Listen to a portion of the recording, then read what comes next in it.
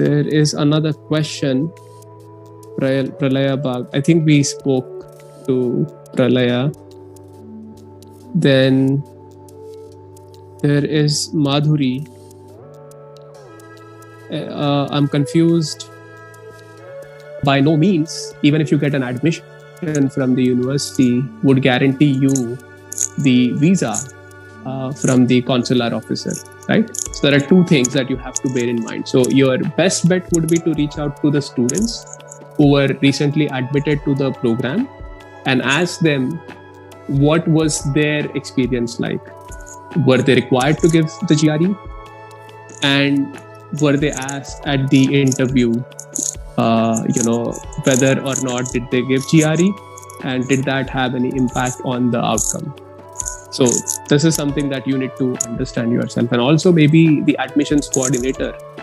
Regulatory affairs, there are some good programs in the US. Northeastern has a very good regulatory affairs program. You can also always reach out to the admissions coordinator. They are very prompt. They'll provide you all the information. There are some other universities which also have very good regulatory affairs program. You can also look into pharmacovigilance. Even that is a very good program. But the bottom line is you have to talk to the admissions coordinator, get those inputs. And the most important thing here, which I'd like to emphasize, is make sure that the regulatory affairs program that you are getting into is a STEM designated program. Okay? If it is non-STEM, which could be the case with some universities, then you will be again facing some challenges post completion of your program, because OPT is typically for 12 months on a non-STEM program in the US versus for 36 months for a STEM designated program. And some universities designate, regulatory affairs as a non-STEM program. Okay, because this is mostly like policy and this and that. So get that information and then, good luck. If you have any follow-up questions, let us know.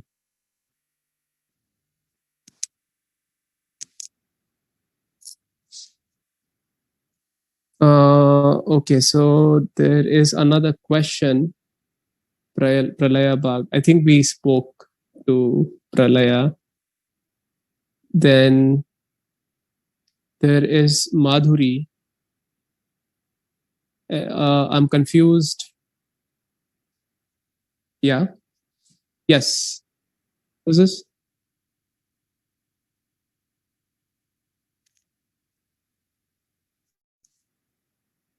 Oh, okay. Yeah. So typically there are two intakes. Intakes as in when you can enroll a student in a program, right? There is spring intake. Spring meaning the admissions, some universities call it the winter intake. Okay. So spring meaning the program is will start in the month of January. And the fall intake is the August-September intake. Okay. So that means the program will start in either August or September. So that's just a seasonal cycle in the US, spring and fall.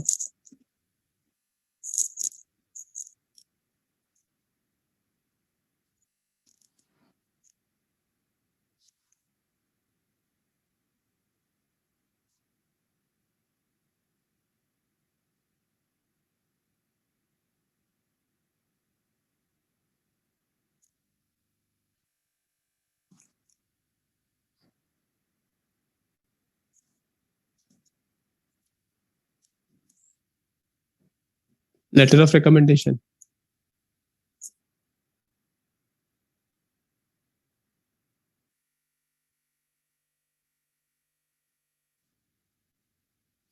Yeah, so you need to, it's a common challenge which a lot of students face. So you need to, do your follow-up regularly. Keep, pushing them that, hey, I have my application due. You need to tell them, you need to give them a deadline. That, hey, by so-and-so date, can you please, and you have to be polite at the same time. So you need to balance this. So your relationship with a professor, yeah.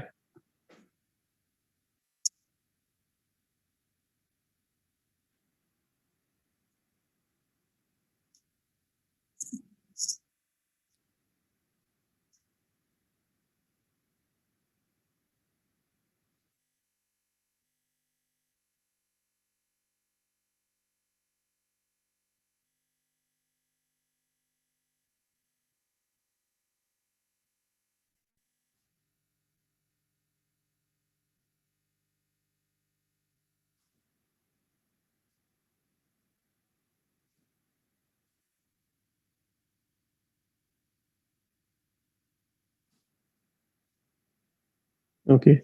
Yeah, I think the other thing that you can certainly do is you can reach out to your admissions coordinator. Like let's say the university where you are trying to apply to, you can reach out to them. There is an admissions coordinator. You can tell them that, hey, you are facing so and so challenge. You are from XYZ background, and you are being denied a letter of recommendation, and this is a case of discrimination against you. So what is it that they could advise you? Can they waive off this LOR requirement? And I'm sure they will come up with some kind of some meaningful guidance for you. So reach out to them, send them an email, and then if they could waive off, then you are all set.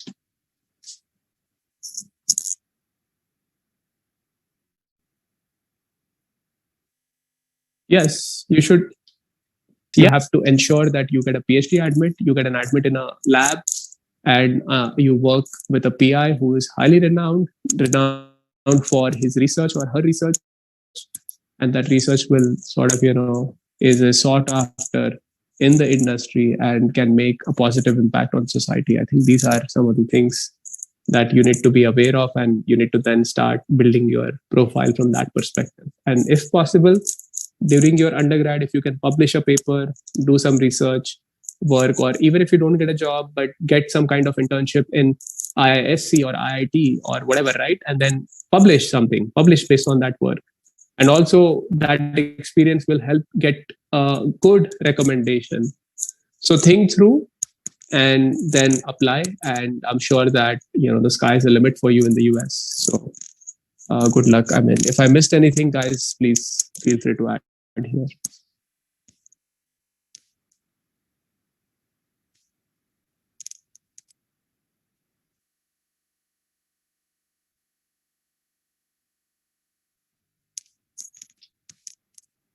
Okay. Any other questions? Please raise your hand or type it in the chat box.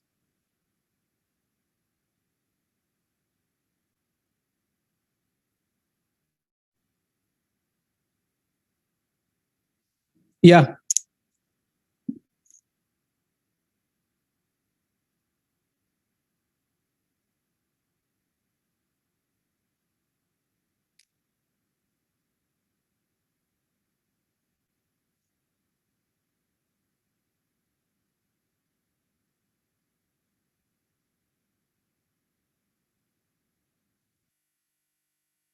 I am assuming that no university will waive off all the requirements. At a bare minimum, they will at least have an English proficiency requirement, either IELTS or TOEFL. That requirement they cannot waive off, because you need to demonstrate that you have the basic proficiency in English speaking, listening, writing, right? So, and reading. So that requirement, I don't think universities typically waive off unless you are a native English language speaker. And India is considered to be a non-native English speaking country. So majority of the students will be required to write the test, either the IELTS or the TOEFL.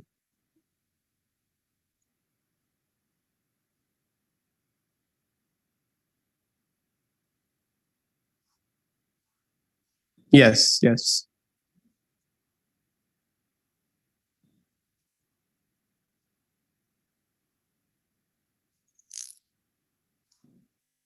Mhm.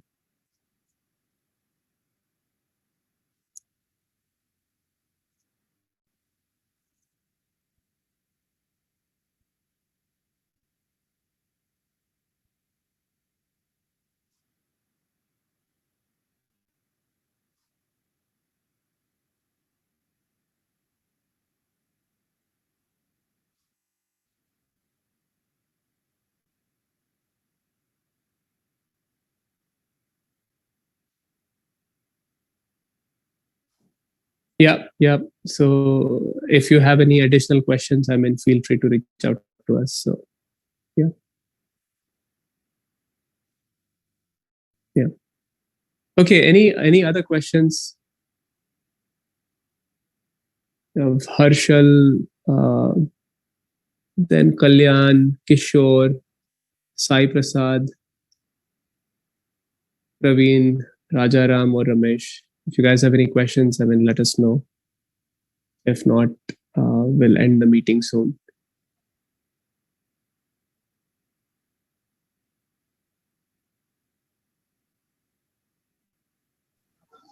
So one more question I have was like, do I need to write both IELTS or GRE or GRE TOEFL? IELTS is enough. So I think the requirement of GRE, TOEFL, or IELTS, it will be specific to the university and the course that you're applying to.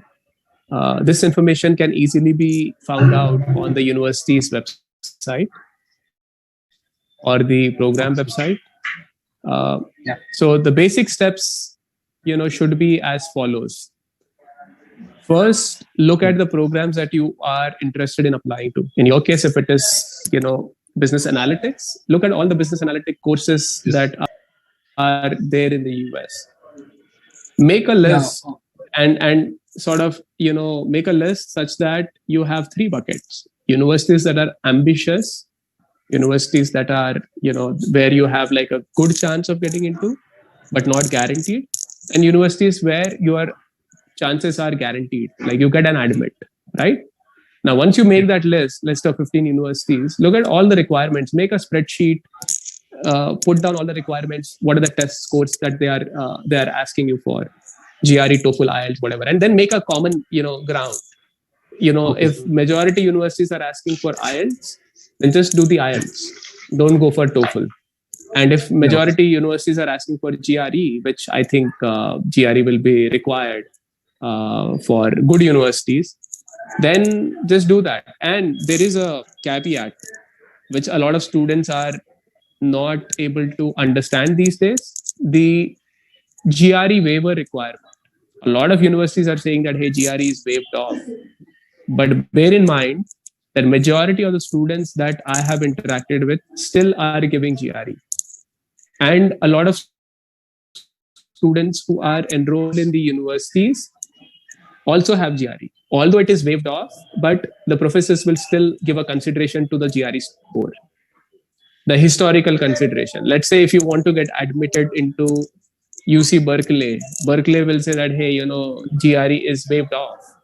But if a student has a GRE score, they will maybe, prioritize, or maybe they will sort of, give some kind of, some weightage. Let's say if they have 2 identical profiles and, one student comes with GRE, the other doesn't, and the GRE happens to be what their typical historical GRE, acceptance score is, then they will sort of give that student preference. I know a lot of students are doing this still to this day, just to justify that, hey, they are, more qualified than some of the other students. And again, GRE, in my opinion, is a great equalizer. A lot of students come from very poor, background. They don't have historical, sheltering from parents or guidance from parents to ensure that they go to good schools, build a good profile. So GRE at least would equalize. Like if you get a great score, then, everything else is like a wash. Not a wash exactly, but at least some kind of, it gives them some, weightage or some, support. But now without that, how can a student will demonstrate that, hey, they are a good student? That's going to be a major challenge. So in my opinion, make a list, look at the program requirements, see which one is the, preferred option that is suitable for you also, right? Monetarily, because giving both the tests is not a big deal, but then spending 20,000 rupees on each of them is going to be a financial burden for you. So look at, what is the best option for you, and then go with the best. Yeah, thank you so much.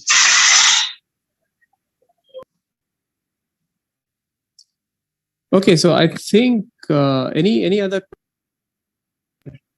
any other questions, thoughts, please feel free. Hello, Prajwal. This is Dr. Rajaram. Yes, please go ahead. Yeah. Thank you for your time and your valuable suggestions and clearing all the doubts to the youngsters, those who are coming to the USA, any other countries also. But thank you very much. So right now I don't have any doubt. Whenever I have, definitely I will put into the group. But right now I'm giving thanks, Rajwal, and whoever involved in this one, clearing the doubts for the youngsters. Thank you very much. Sir, without this group, we'll suffer more times. So by the group, we'll know all the things like universities and GRE totals, like financial support. How can we arrange all the things? Thank you so much, Roy sir and all fellows. Thank you so much. Thank you so much. Yeah, sure. I think this is our responsibility, and we do this every Saturday, same time. I think now it's 7:30 p.m. India time because of daylight savings. But yeah, we do this every Saturday, every weekend. But you can still post your questions, reach out to the broader community on the Gen Telegram group. We have almost about 1,450 students and mentors combined who are in various parts of the countries. So basically, if you have any question or any doubt, I mean, don't wait until Saturday. You can post. There are other people who could address your queries. We are also very active on that. And nothing should sort of be a hindrance in your in ensuring that your potential is realized. So let us know if you need any kind of help. Of course, we can't 100% of the times, address those things, but we'll certainly try. Yeah, with that, I mean, if anyone wants to add anything, please feel free to do so. Or if you guys have any questions, please let us know too. So, Prajwal, I think I just have a quick comment. Can we document some, I'm not sure if you're recording or not, but it's also good to have some facts where instead of repeating every time, we can ask these people to check these frequently asked questions. There's a lot of content on the internet, but there are some questions which are, we have better answers for. Right. Yeah. So Roy, I think that's a great point, and Rajiv and other people can chime in. But this is the objective. The objective is to register Gen as a 501c3 entity. Once we start, having some funds, we are going to hire a person who is going to do all this work for us. Of course, this is going to be our holy grail, a repository where we can direct students to first go scour through the information, and if they have any specific questions, then come here and ask them so that we could then tailor it to their needs. But that's a great point, and that's where we are trying to go towards, and we have already initiated the process. So hopefully by next year we'll have like more structured information for students to first go through. And if they have like more tailored questions, then they could always come here and ask them. So we are working on it. Yeah, thank you, Prajwal. Yeah, thank you so much, Roy. And any other question? Sure, yeah. So if you have any other questions, I mean, I posted the Gen Telegram link again. Please download the Telegram app and use the link to join the group. And when you do join, please, one kind request is please introduce yourself to the group so that they know your background. And if there are any commonalities, then people can connect very quickly.